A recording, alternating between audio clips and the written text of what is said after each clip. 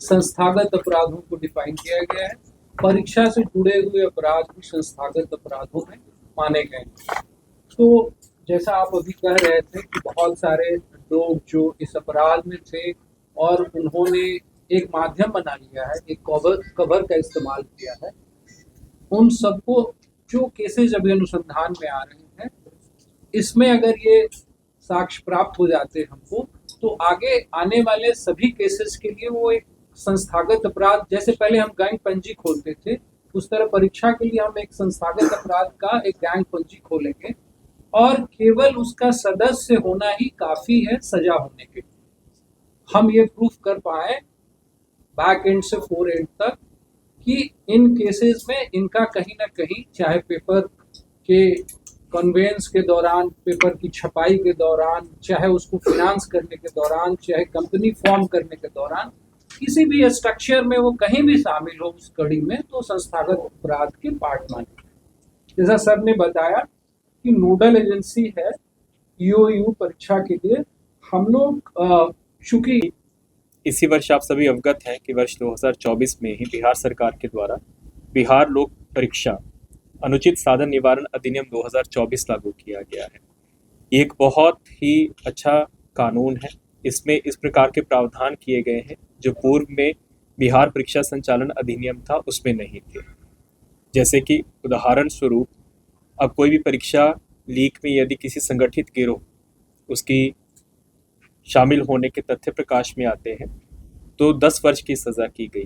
पहले जो सज़ा थी, सज़ा बहुत कम थी और 1 करोड़ से लेकर 10 करोड़ करके फाइन का इसमें प्रावधान किया गया है। इसका एक और जो अच्छा फीचर ये है कि अगर कोई भी संस्थान, चाहे परीक्षा कंडक्ट करने वाली एजेंसी जिसको दिया गया है या फिर एग्जामिनेशन सेंटर, अगर किसी ने शेल कंपनी बनाया है उसकी भी जांच की जाएगी। होता है कि किसी आदमी को खड़ा करके कोई सेंटर खोल लेता है, तो ये भागीदारी होंगी सेम सजा के, बिकॉज ये क्रिमिनल कॉन्स्पिरेसी के पार्ट होंगे। इस जितने टेस्ट सेंटर्स हैं, हमारा पहला काम है उनको। दर्शकों नमस्कार, आप देख रहे खबरी लाल लाइव और मैं हूं आपके साथ निधि सिंह।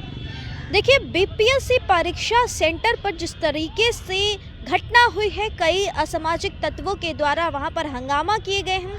परीक्षा केंद्र के अंदर भी कई लोग पहुंच करके जमकर हंगामा किए, तो वही गेट पर भी हंगामे का वीडियो जो है काफ़ी सोशल मीडिया पर वायरल भी हुआ है, जिसके बाद बिहार पुलिस मुख्यालय काफ़ी एक्शन मोड पर आ गए और टीम गठित कर उन सभी असामाजिक तत्वों के खिलाफ कार्रवाई करने के लिए लग पड़े हैं। लेकिन आपको बता दें, आज पुलिस मुख्यालय में प्रेस वार्ता की गई, जहां पर कई ऐसे फैसले लिए गए जिस पर अब बिहार में संचालन करने वाले सभी कोचिंग संस्थान पर काफ़ी मुश्किल की घड़ी आ गई है। अब उन सभी लोगों को अब सोच समझ कर या फिर रजिस्टर्ड अपने कोचिंग संचालन नहीं होगा, उनका कोचिंग को रद्द कर दी जाएगी। इस तस्वीर वीडियो में देख सकते हैं क्या कुछ निर्णय लेते हुए सामने आ रहे हैं बिहार पुलिस मुख्यालय में। अगले 2 हफ्ते में साइबर, क्योंकि आज का विषय सिर्फ आर्थिक अपराध इकाई का, हम लोगों के पास आंकड़े नहीं है।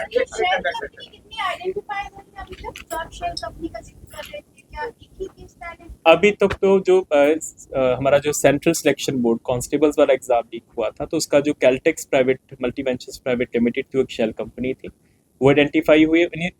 इनफैक्ट जब हम लोगों ने उस केस का अनुसंधान किया था, तब हम लोगों को इस अपराध शैली का पता चला था कि बहुत सी कंपनीज जो पूर्व में ब्लैक लिस्टेड हैं बाकी जगह पे, जिनके ऊपर आरोप लगे हैं परीक्षा लीक के, तो वो इसी तरह से शेल कंपनीज बना के काम कर रही हैं। उसके बाद ही हम लोगों ने डेटाबेस बनाना तैयार किया है और अभी हम लोग, जैसे आपको बताया कि आजकल ज़्यादातर exam computer based test model में चले गए हैं, तो उसी का डेटाबेस हम लोग बना रहे हैं। एक बार ही हम लोगों के पास पता चल जाएगा कि कितने ऑनलाइन सीबीटी बिहार में पंजीकृत हैं, उसके बाद जो जीएसटी की अथॉरिटीज़ हैं और एमसीए हैं, मिनिस्ट्री ऑफ कॉर्पोरेट अफेयर्स, वहाँ से विवरणी प्राप्त करके हम लोग पता करेंगे कि उसमें कितने ऐसे डायरेक्टर्स हैं जो पहले जिनकी कंपनियां ब्लैक लिस्टेड हुई हैं, और उसी के आधार पर जो उनका फाइनेंशियल ट्रेल देके हम लोग उनको शेल कंपनीज के रूप में आइडेंटिफाई करेंगे। सीएचओ मामले में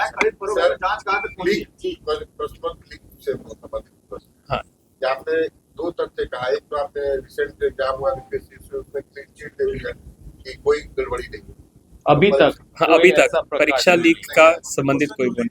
दूसरा सर आपने कहा जो है साहब, वो तो जो अलग है, हुलिंगनिज्म बोलिएगा, वो तो जिला प्रशासन हो सकता नए कानून के तहत जो है आप कार्रवाई करेंगे पुराने और नए दोनों मामलों हाँ तो जो इस- जी जी पुराने मामलों में एक्ट में ये प्रावधान है कि पुराने मामलों को भी आप जैसे मैंने आपको बताया है कि जो पीएमएलए एक्ट के नीचे, क्योंकि ये तो वो तो संगठित आज गिरोह पूरा है। हो गया, सर। हाँ हाँ ये जो नहीं, यहाँ इस वाले एक्ट में नहीं, इस वाले बीएनएस एक्ट जो है बीएनएस इसी वर्ष आप सभी अवगत हैं कि वर्ष 2024 में ही बिहार सरकार के द्वारा बिहार लोक परीक्षा अनुचित साधन निवारण अधिनियम 2024 लागू किया गया है।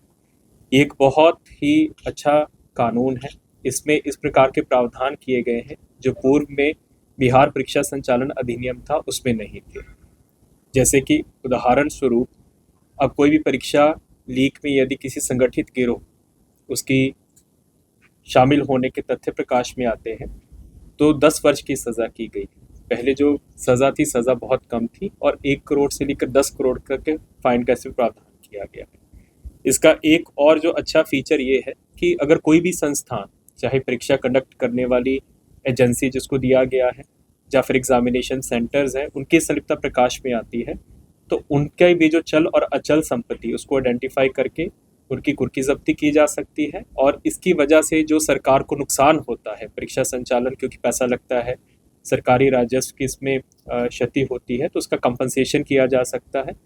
तो इसी मामले में जो भी आप जानते हैं कि जो CHO का, कम्युनिटी हेल्थ ऑफिसर्स का जो परीक्षा लीक हुआ है, पहली बारी बिहार राज्य में इस अधिनियम के तहत इस कांड को दर्ज किया गया है और इसमें जितने भी 12 के 12 ऑनलाइन एग्जामिनेशन सेंटर्स हैं उनके हम लोग स्वामित्व का हम लोग ब्यौरा ले रहे हैं मिनिस्ट्री ऑफ कॉर्पोरेट अफेयर्स से और GST की रजिस्ट्रेशन अथॉरिटी से, क्योंकि ऑनलाइन एग्जामिनेशन सेंटर्स वहीं से पंजीकृत होते हैं। और कुछ जैसे आप जानते हैं कि उसमें से 3 जो स्वामी थे एग्जामिनेशन सेंटर्स के, उनको हम लोग जेल भेज चुके हैं और जैसे ही चार्जशीट होगा और बाकी लोगों की संलिप्तता प्रकाश में आएगी तो उनकी चल और अचल संपत्ति की जो कुर्की और जब्ती की कार्रवाई हम लोग करेंगे और ये पहली बार ही होगा। इससे पहले जैसे ADG हेडक्वार्टर सर ने बताया कि अभी तक जब से आर्थिक अपराध इकाई का गठन हुआ है लगभग 10 परीक्षा लीक के मामले हम लोगों ने इनका अनुसंधान किया है। जो हाल फिलहाल 2022 से बड़े बड़े परीक्षा लीक के मामले हुए, BPSC का PT परीक्षा का हुआ था, उसके बाद फिर केंद्रीय चयन सिपाही भर्ती परिषद का परीक्षा लीक हुआ, BPSC TRE teacher recruitment examination का हुआ, नीट का भी प्रारंभिक इन्वेस्टिगेशन आर्थिक अपराध इकाई के द्वारा किया गया और अब CHO का जो ऑनलाइन परीक्षा लीक मामला हुआ है। इन सभी मामलों में समेकित रूप से कार्रवाई करते हुए हम लोगों ने एक बहुत ही व्यापक डेटाबेस बनाया है। इस डेटाबेस में लगभग 170 लोगों का अभी हम लोगों के पास प्रोफाइलिंग हुआ है और इसमें बिहार राज्य के अतिरिक्त हम लोगों का लगातार संपर्क रहा है उत्तर प्रदेश के साथ, झारखंड के साथ, हरियाणा के साथ, और जब नीट का पेपर लीक हुआ था तो गुजरात और महाराष्ट्र से भी वहाँ से टीम्स आई थी।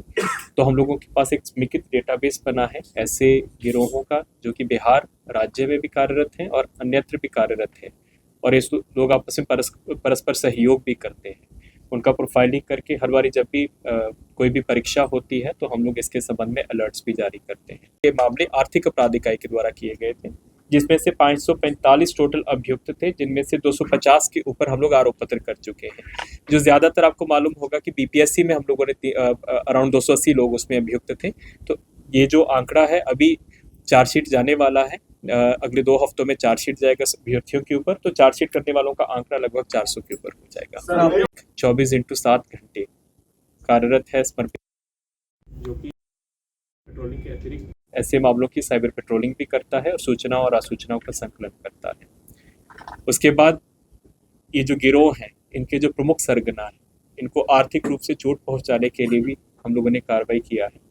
अभी जैसे आप अवगत होंगे जो संजीव मुखिया है जो कि प्रमुख सरगना रहा है नीट में भी और CSPC में भी और BPSC में भी, उसके ऊपर DA का केस किया गया है और उसी DA की केस की वजह से जो लगभग 6 महीने से उसके ऊपर नो कर्सिव स्टेप लगा हुआ था, दंडात्मक कार्रवाई पर रोक लगी हुई थी। हम लोगों ने सारा एविडेंस प्रस्तुत किया कोर्ट में और अब वो कार्रवाई जो दंडात्मक कार्रवाई पर रोक लगी हुई थी उसको ख़त्म किया गया है और वारंट और कुर्की की कार्रवाई के लिए हम लोगों ने प्रार्थना की है कोर्ट से। इसके अलावा रंजीत कुमार रजक जो पहले परीक्षा के मामलों में संलिप्त रहे हैं और वो भी एक सरगना रहे हैं इस प्रकार के लीक के मामलों में। उनके ऊपर भी डीए का केस काफ़ी आगे तक बढ़ गया है और थोड़ी देर में हम लोग उसको भी प्रोसिक्यूशन सैंक्शन प्राप्त करके चार्जशीट करेंगे। इस तरह के अन्य, पहले तो इसको हम लोगों ने 2 कैटेगरीज में बांटा है, लोक सेवक और गैर लोक सेवक। लोक सेवकों की कैटेगरी में जो सरकारी कर्मी शामिल हैं उनके ऊपर पीसीएफ का केस करेंगे। और फिर एक प्लेटफॉर्म होता है रीजनल इकोनॉमिक इंटेलिजेंस काउंसिल, इसमें जो आयकर विभाग होता है, अग्रणी विभाग है, तो जितने भी भ्रष्टाचार निवारण अधिनियम के डिस्प्रोपोर्शनेट एसेट्स के केस होते हैं उनके माध्यम से उनको सूचना साझा किया जाता है और वहीं से सूचना प्रवर्तन निर्देशालय ईडी को भी जाती है। तो ये दोनों पीसी एक्ट के केसेस में ऑलरेडी सूचना प्रवर्तन निर्देशालय को भी दी गई है ताकि वो भी अपने स्तर पे कार्रवाई कर सकें। जो गैर सरकारी सेवकों के मामले हैं जिसमें जो संगठित गिरोह के बाकी सदस्य हैं, जैसे मैंने आपको बताया कि जो नया अधिनियम लागू हुआ है उसमें उनकी चल और अचल संपत्ति को फोरफीट करने का प्रावधान है।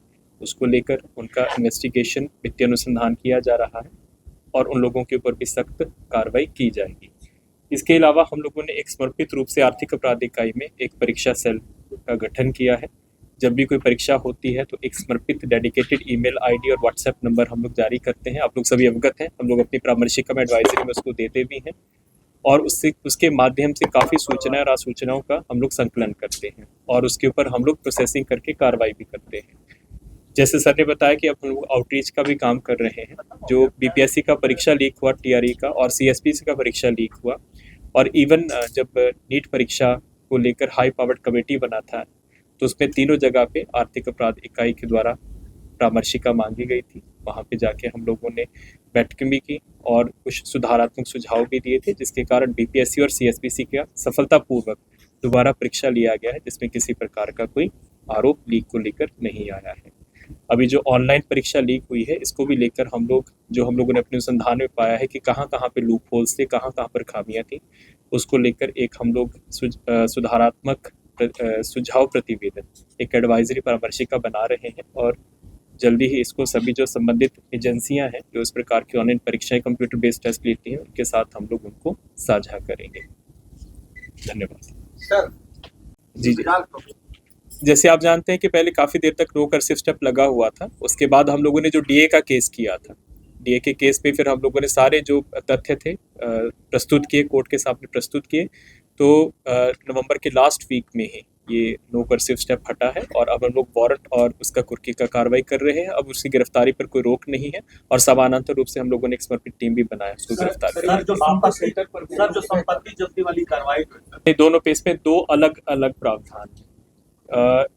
सबसे पहले कि जो नया कानून जो बना, नए कानून में जो अतिरिक्त व्यवस्था की गई है कि जो एजेंसियां हैं, जो जैसे कि जैसे इस वाले में देखिए एग्जाम सेंटर्स है, जो प्राइवेट संस्थान है, जो परीक्षा कंडक्ट करने वाली एजेंसियां हैं, जब भी कोई परीक्षा होती है, कंप्यूटर सप्लाई, जितने भी जब भी परीक्षा होती है तो किसी न किसी एजेंसी को आउटसोर्स किया जाता है इस काम को। तो नए वाले कानून में ये प्रावधान है कि जब भी इन एजेंसियों की सलिप्तता भी प्रकाश में आती है तो इनकी भी चल अचल संपत्ति उसका ब्यौरा देख के आप उनके ऊपर अधिहरण की कार्रवाई कर सकते हैं कोर्ट के माध्यम से। जो इससे पहले वाले हैं उसमें क्योंकि संगठित गिरोह ही इन कामों में लगा रहता, जो पीएमएलए के प्रावधान है, क्योंकि 2005 के बाद पीएमएलए लागू है, तो जो पीएमएलए के प्रावधानों के अनुरूप जो उसके दायरे में आते हैं वो हम लोग उसके ऊपर कार्रवाई कर सकते हैं चल अचल संपत्ति की। और एक और जो तीसरा मैंने आपको बताया कि जो सरकारी सेवक है, क्योंकि सरकारी सेवक के ऊपर भ्रष्टाचार निवारण अधिनियम का यदि डीए का केस बनता है और हम लोग दर्ज करते हैं तो ऑटोमेटिकली जितने भी भ्रष्टाचार निवारण अधिनियम के कांड होते हैं ये पीएमएलए के नीचे एक शेड्यूल्ड ऑफेंस है।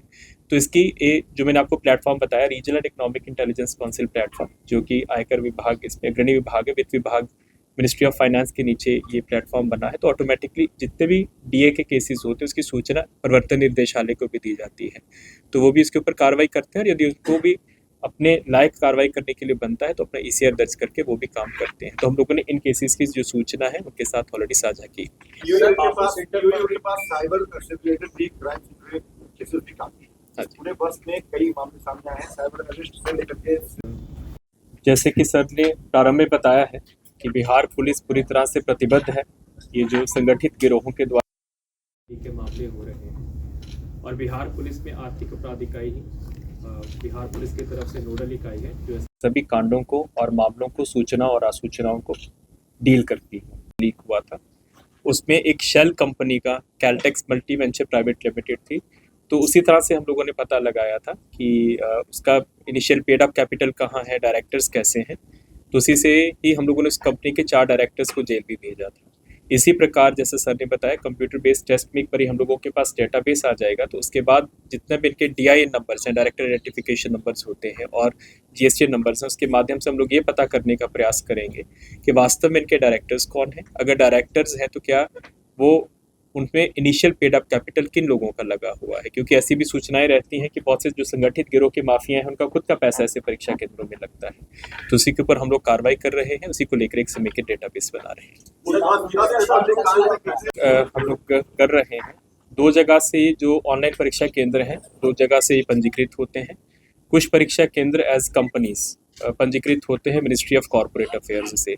तो हम लोगों ने जो रजिस्ट्रार ऑफ कंपनीज हैं उसके कार्यालय को हम लोगों ने पत्र लिखा है। 3 कंपनियों के अभी तक हम लोगों को डिटेल्स मिले हैं, लेकिन जो अधिकांश ऑनलाइन एग्जामिनेशन सेंटर्स, इसी क्रम में हमको पता चला कि उनको मात्र जो GST अथॉरिटीज़ हैं वहीं से ही GST नंबर लेके पंजीकृत किया जाता है। तो हम लोगों ने स्टेट GST कार्यालय को और सेंट्रल GST कार्यालय को भी, क्योंकि दोनों जगह पे है, हम लोगों ने पत्र लिखा है कि कितने ऑनलाइन एग्जामिनेशन सेंटर्स, इसको आधिकारिक रूप से कंप्यूटर बेस्ड टेस्ट सेंटर्स बोलते हैं, आपके पास रजिस्टर्ड है, उसकी सूची हम लोग मंगवा रहे हैं और संपूर्ण बिहार राज्य का एक हम लोग डेटाबेस तैयार करेंगे। 10 कांड में कितने लोग चिन्हित किए गए हैं, कितने लोग गिरफ्तारी हुई? आपको बताया कि 10 कांड आइडेंटिफाई किए गए हैं, तो कितने लोग चिन्हित किया गया है, कितने लोग गिरफ्तारी हुई? एक जो हम स्पष्ट करने चाहते हैं पहले, CBT कंप्यूटर,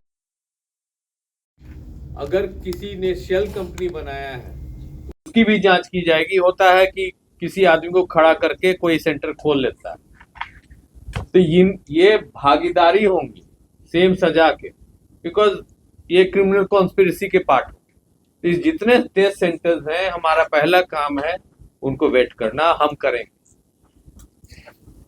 जैसे संस्थागत अपराधों को डिफाइन किया गया है। परीक्षा से जुड़े हुए अपराध भी संस्थागत अपराधों में माने गए। तो जैसा आप अभी कह रहे थे कि बहुत सारे लोग जो इस अपराध में थे और उन्होंने एक माध्यम बना लिया है, एक कवर का इस्तेमाल किया है, उन सबको जो केसेज अभी अनुसंधान में आ रहे हैं, इसमें अगर ये साक्ष्य प्राप्त हो जाते हमको, तो आगे आने वाले सभी केसेस के लिए वो एक संस्थागत अपराध, जैसे पहले हम गैंग पंजी खोलते थे, उस तरह परीक्षा के लिए हम एक संस्थागत अपराध का एक गैंग पंजी खोलेंगे और केवल उसका सदस्य होना ही काफी है सजा होने के लिए। हम ये प्रूफ कर पाए बैक एंड से फोर एंड तक कि इन केसेस में इनका कहीं ना कहीं, चाहे पेपर के कन्वेंस के दौरान, पेपर की छपाई के दौरान, चाहे उसको फाइनेंस करने के दौरान, चाहे कंपनी फॉर्म करने के दौरान, किसी भी स्ट्रक्चर में वो कहीं भी शामिल हो उस कड़ी में, तो संस्थागत अपराध के पार्ट माने। जैसा सर ने बताया कि नोडल एजेंसी है EOU परीक्षा के लिए। हम लोग चूंकि EOU और साइबर दोनों ही एक साथ अभी कार्य कर रही एजेंसी, तो मानो जो अभी बता रहे थे कि बहुत सारे ऐसे भी लोग हैं जिनके पास क्वेश्चन लीक नहीं होता है, लेकिन वह लोगों को ठगने के लिए विभिन्न तरह से फोन या सोशल मीडिया या टेलीग्राम या किसी अन्य बंद चैनल पे अपना प्रयास करते हैं। सो उसके लिए हम अलग केस दर्ज करते हैं और साइबर का अपराध भी दर्ज करते हैं।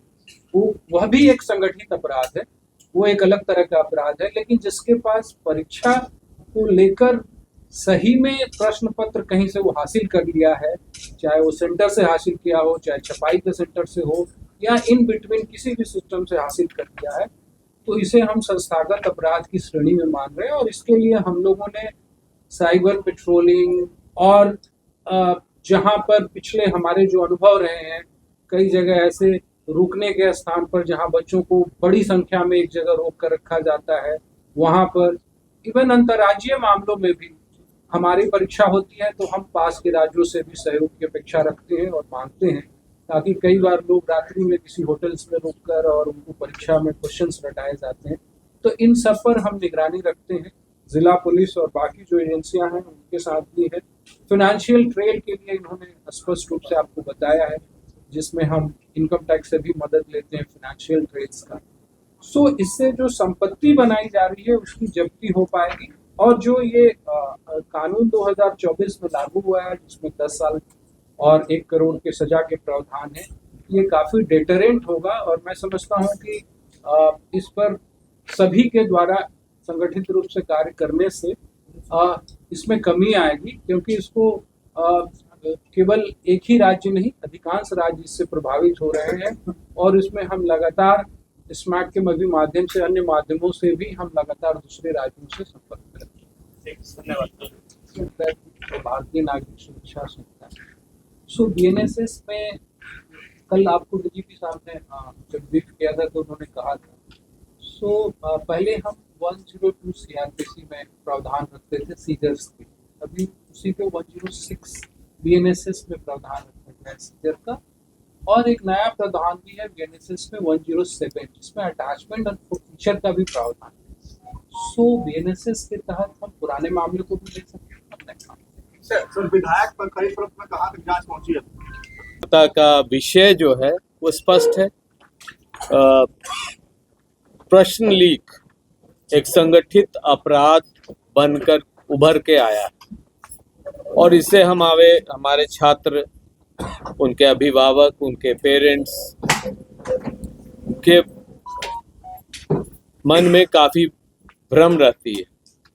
हम आश्वासन देने आए हैं कि बिहार सरकार इस समस्या को देखने के लिए और समझने के लिए और पहल करने के लिए सक्षम है और यह कार्य वर्तमान में यूयू कर रहा है। यूयू हमारा काफ़ी मजबूत इकाई है और प्रश्न लीक के मामलों में 2012 से अभी तक 10 कांड का अनुसंधान किया है, जिसमें कुल 545 अभियुक्त गिरफ्तार किए गए हैं 10 मात्र कांड और 249 अभियुक्तों पर आरोप पत्र भी दिया गया है। गौरतलब है कि एक मॉडल एक्ट सरकार ने नोटिफाई किया था।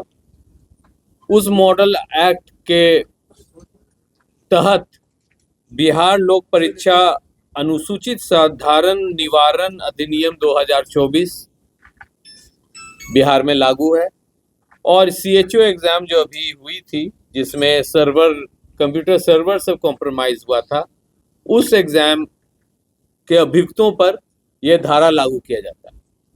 यह धारा काफ़ी मजबूत है।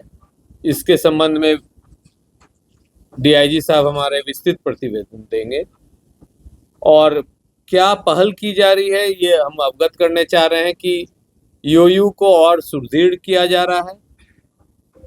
यूयू अब सभी डिपार्टमेंट्स जो परीक्षा लेती है बिहार सरकार के तरफ से, उनको कंसल्टेंसी सर्विसेज भी प्रोवाइड कर रही है, क्योंकि अब कंप्यूटर बेस्ड एग्जाम्स होने लगे हैं। वो भी कॉम्प्रोमाइज हुआ है। उसमें क्या लैकुना है, क्या खामी है, वो भी हम कोशिश कर रहे हैं कि वहाँ तक पहुँच जाएं, ताकि जो भी संस्था चलाता है, प्राइवेट संस्था, उनका भी हम लोग पहले से जांच करेंगे, कंप्यूटर्स भी, उनके एग्जामिनेशन सेंटर्स भी, ताकि दोबारा ये सब हो नहीं पाए। जहाँ की कानूनी कार्रवाई के संबंध में है, डाटा बैंक बनाया जा रहा है। पिछले 10-12 साल में बिहार राज्य में, पड़ोस राज्यों में जो भी संगठित ऐसे गिरोह हैं, उनकी पूरी हुलिया ली जा रही है। फिर से मैं बताना चाहता हूं कि 2005 से PMLA एक्ट लागू है, तो ये संगठित अपराधी अगर बिहार में कार्य करेंगे और उनके पास अकूत धन क्राइम के मार्फत जमा हुआ है, तो PMLA के तहत भी हम लोग ED के मार्फत इनकी कमाई को जब्त करने के प्रयास करेंगे। जहां की आउटरीच की सवाल है, यूयू के पास डेडिकेटेड, आप लोग को सब मालूम है कि व्हाट्सएप नंबर भी है, ईमेल आईडी भी है।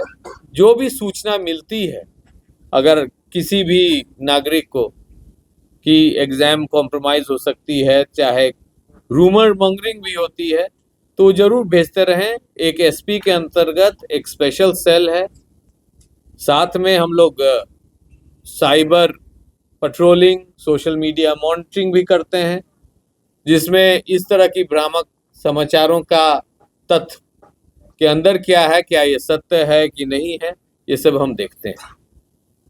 पिछला जो एग्जाम हुआ है उसमें अभी तक कोई ऐसा साक्ष्य यूयू के सामने नहीं आया है कि कोई लीकेज हुई है, और जो हुड़दंग मुड़दंग एक दो सेंटर में हुआ है उसके लिए जिला प्रशासन और जिला पुलिस काफी सक्षम है वैसे छात्रों पर कार्रवाई करने के लिए।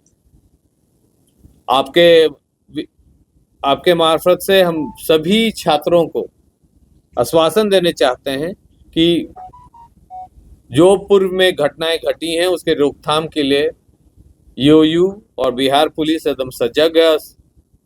साथ ही साथ बिहार सरकार का पूरा सहयोग है और सब डिपार्टमेंट्स का भी सहयोग है कि आगे ऐसे कोई घटना नहीं घटे जिससे कि राज्य की छवि बिगड़ती है। आगे का जो डिटेल्ड ब्यौरा देंगे मानवजीत ढिल्लों साहब, ये डीआईजी यूयू हैं, काफ़ी एक्सपीरियंस्ड हैं, इनकी तजुर्बा इतनी हो गई है और कि अब केंद्र सरकार के भी संस्थान इनसे राय लेते हैं इस विषय में पेपर लीक के मार्फत। धन्यवाद सर। इस पर अभी तक क्योंकि बहुत से डिपार्टमेंट इन्वॉल्व, हम लोग वेटिंग जरूर करेंगे एनओसी के निर्णय सरकार के ऊपर। परंतु एक चीज और बताना चाहेंगे कि बिहार पुलिस इतना सक्षम जरूर है, जब अंडरग्राउंड नक्सल नेताओं पर पीएमएलए की कार्रवाई हुई थी उसी प्रकार यहाँ भी पीछा किया जाएगा।